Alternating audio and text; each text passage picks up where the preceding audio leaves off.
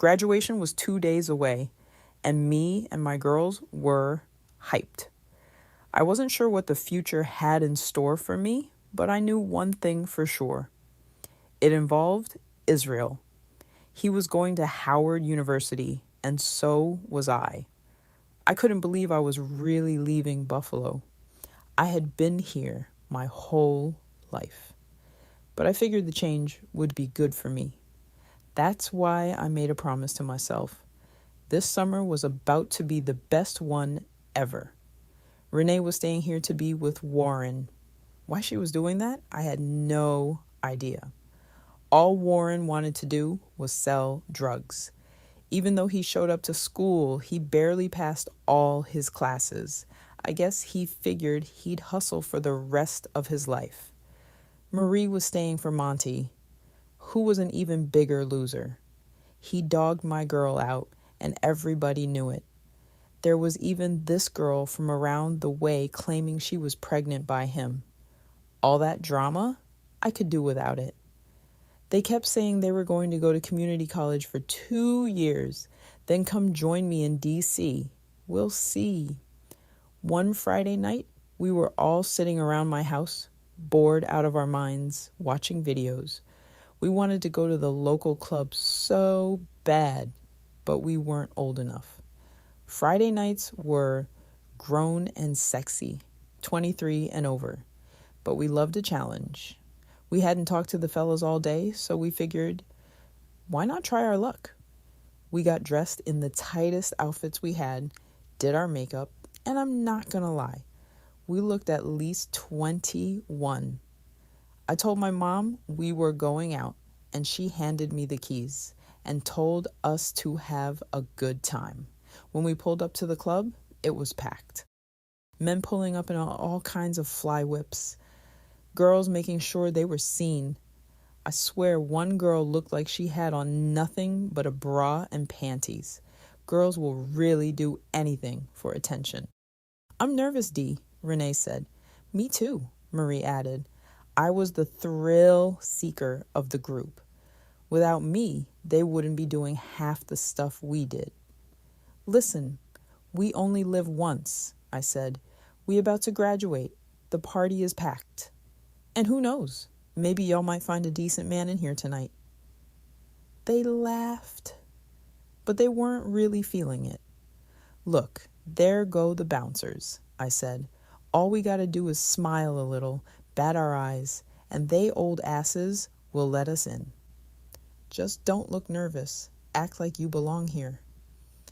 After a few minutes of talking, they finally loosened up. As we walked toward the entrance, I spotted Kita and another girl heading inside. Oh, shit. Look at the high schoolers trying to party with the grown women, Kita said.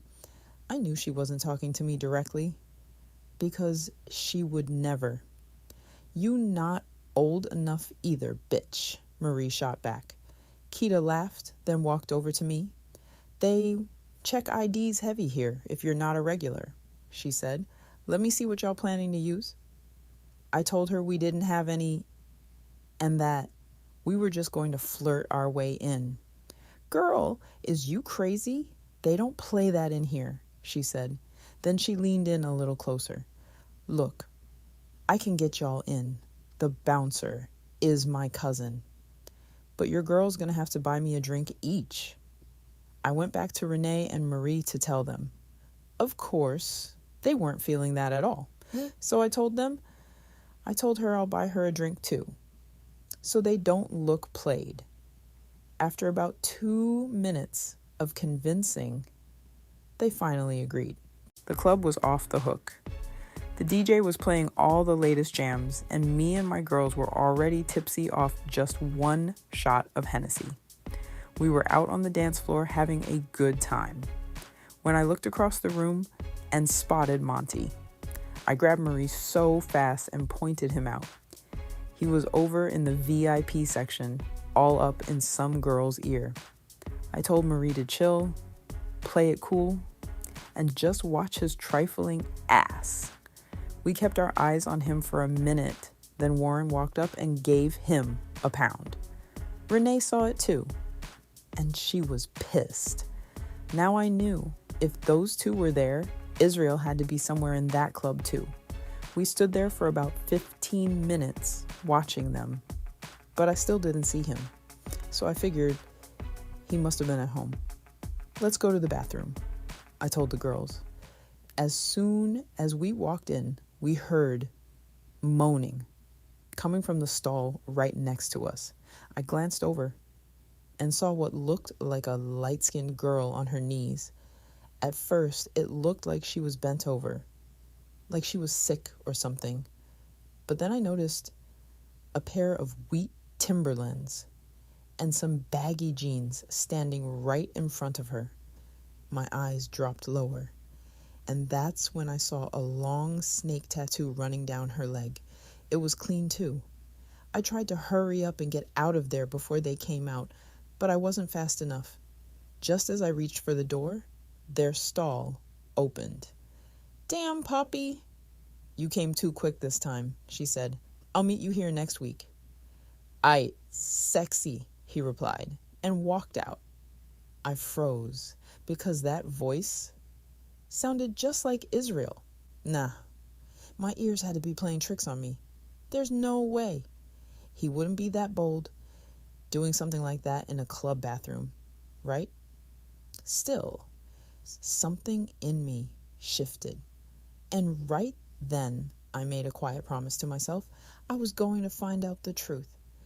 When we left the club, we spotted Monty and Warren outside, and my girls, they lost it. They ran straight up to them, going off. Both of them looked shocked, trying to calm things down, but it wasn't working. Next thing I know, they grabbed them, threw them in the car, and pulled off. Guess I was riding home alone. But as soon as I got in my car, my phone rang. It was them, apologizing for leaving me like that. I told them it was fine. Honestly, I'd rather it be them dealing with that mess than me. I still hadn't seen Israel all night, so I drove past his house just to check, and his car was outside. I smiled to myself. Damn, I love that man, I said. I'm so glad he keeps me drama-free. But still, something about that night just didn't sit all the way right. It was graduation day, the biggest day of our lives. Me and my girls were beyond excited. The ceremony was short and straight to the point. You were supposed to hold your applause until everyone's name was called. But when they got to me, the whole school started screaming, and when they called Israel's name, the crowd went wild. My man was really loved. Later that night, Israel's mom threw him a graduation party at her house. And when I say everybody was there, I mean everybody. His mom was cool as hell. She adored her son. Spoiled him, honestly. Gave him anything he wanted. He never really had to hustle, but I guess he just wanted to be that guy. And she loved me too. She always said I was the best thing that ever happened to him. At one point during the party, she pulled me to the side. "D, listen," she said. "I'll watch out for my son when y'all get to DC. Those girls out there will do anything to trap him. I don't need nobody claiming they having his baby." She looked me dead in my eyes. "My son loves you. Y'all are growing up now. And when couples go away to college, sometimes they drift. With all that freedom, all that attention, just make sure y'all take care of each other. And don't ever forget where you come from." I smiled. "Miss Lolita, the last thing you gotta worry about is me forgetting where I came from. Buffalo, New York will always be home." We both laughed. Right as the electric slide came on, and just like that, everybody hit the dance floor. The party wrapped up around 1 a.m. And I'm not gonna lie, that was one of the best nights I'd had in a long time. People started saying their goodbyes, but I wasn't leaving. I was staying the night at Israel's house. He had his basement set up like a whole little apartment. And it was nice. His mom didn't mind. Mine didn't either. We got comfortable on the couch, and of course, he turned on ESPN. Men and their sports, I swear. But it didn't take long before his attention shifted. He started getting close. Real close. We had always had that kind of connection. We grew into everything together, learned each other, figured things out together. And every time we were together, it felt better than the last. But lately, something felt different. I looked at him and said, half joking, Israel, why every time we together you trying something new? What you been doing? He paused, looked at me real serious. What you trying to say? He said, I can't try new things with my girl? You accusing me of something? That caught me off guard because I was joking, but he wasn't. The way he said it, the way his whole mood shifted, it made something in my chest tighten. Boo, I'm just playing, I said softly. Relax. He must have realized it too, because his energy changed. And just like that, he pulled me closer, kissing me in all the right places. But even in that moment, something in the back of my mind wasn't sitting right. The next morning, I woke up and headed to the bathroom to freshen up. Israel was upstairs, making breakfast. As I walked back toward the bed, I noticed all his shoes lined up. That boy stayed fresh, always had the latest, and one thing about him, he kept his kicks clean. But one pair caught my eye, a pair of wheat Timberlands. They didn't look right. I stepped a little closer and saw what looked like stains all over them. Not just a little, both boots had them. Right then, he came downstairs. I picked them up and looked at him. What's all that on your boots? I asked. He froze for a second, then quickly tried to play it off. I spilled some soda on them, he said. It sounded good, but it didn't feel right. Both boots? Oh, really? I said. I didn't press it. Not yet. Instead, I changed the subject real quick, trying to catch him off guard. We sat down and ate. Pancakes, eggs, grits, sausage, biscuits. I'm not even gonna lie. That man could cook. After we ate, we laid back and watched a movie for a little bit.